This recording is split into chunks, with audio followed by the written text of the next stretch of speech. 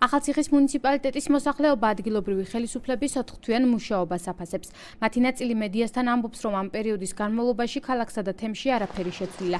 ნაწილი კი გარკვეული ინფრასტრუქტურული პროექტების განხორციელებაზე საუბრობს, რომელიც ძირითადად გზების მოასფალტებას ეხება. აღმოჩნდა, რომ ახალციხის მუნიციპალიტეტში მაცხოვრებელთა უმეტესობა ხელმძღვანელ პირებს არ იცნობს.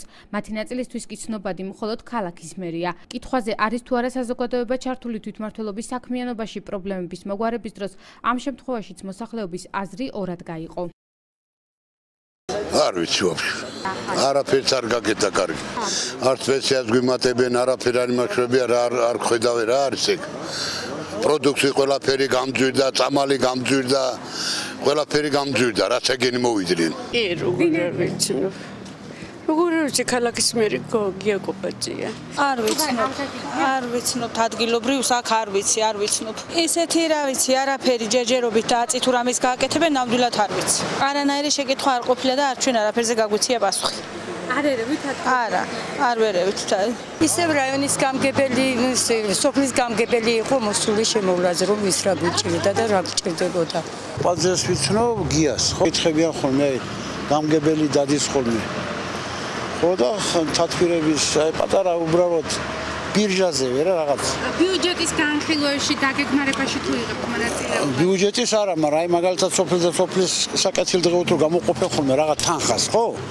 აი მაშინ გვეკითხებიან სად უფრო მიზანშეწონილია მაგალითად რა არის უფრო სასწრაფო რა შეიძლება დაიხარჯოს ეს თანხა. მაგას გვეკითხებიან სოფელში დადიან ხოლმე ჩვენი გამგეობიდანაც საკრებულოდანაც. ახალციხის მერი განმარტავს, რომ ხელის შემშლელი ფაქტორების მიუხედავად ბოლო 4 თვის განმავლობაში ქალაქში ბევრი რამ გაკეთდა. გიორგი კოპაძე ძირითადად ინფრასტრუქტურულ პროექტებს ასახელებს და ამბობს, რომ მათი ნაწილის განხორციელება წინა საარჩევნო დაპირებებში შედიოდა. ქალაქის მერი ხელის შემშლელ ფაქტორად ბიუჯეტის სიმცირეს ასახელებს. მისივე თქმით იმის გამო, რომ მუნიციპალიტეტი ორად გაიყო, ქალაქმა ფინანსურად იზარალა, რადგან ბიუჯეტში საკმარისი თანხა აღარ იყო. წელს რაც გავაკეთეთ ამ 4 თვეში ჩემის აზრით საკმაოდ ბევრი გავაკეთეთ, იმიტომ რომ აქ იყო ხელისშემცვლელი ფაქტორები. ზუსტად ბიუჯეტთან დაკავშირებით ბიუჯეტის გაყოფა, თვითონ ქალაქის ქონების და ქალაქსა და რაიონის მუნიციპალიზების ქონების გაყოფა და ასე შემდეგ, ბევრი პროცესები და რა თქმა უნდა სიტუაციაც ძალიან არეული დაგხვდა. ბევრად უფრო სამწუხაროდ ჩვენ რასაც ვფიქრობდით, იმაზე უფრო მეტად დაძაბული. მაგრამ ეს არ არის გასამართლებელი. ჩვენ დავიწყეთ ინფრასტრუქტურული პროექტების განხორციელება.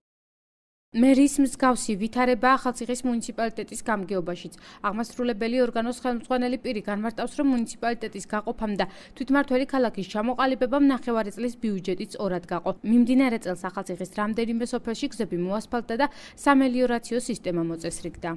ხორციელდა სოფელი წყორძის და ეგრეთ წოდებული ახალშენის დასახლების წყლის მომარაგება, რომელიც წლების მანძილზე მაწყალი არ მიეწოდებოდა და უკვე პროექტი დასრულების სტადიაშია. სურვილი ძალიან დიდი გვაქვს, ძალიან მინდა რომ ყველა სოფელში მივიყვანოთ გზა, იყოს სასმელი წყალი, იყოს წყაროს წყლები, იყოს გასარწყავიანება. მაქსიმალურად ჩვენ ვცდილობთ ჩვენი ბიუჯეტის ფარგლებში რომ ეს თანხები გამოვიყენოთ. სამწუხაროდ ბიუჯეტის თანხები არ ყოფნის.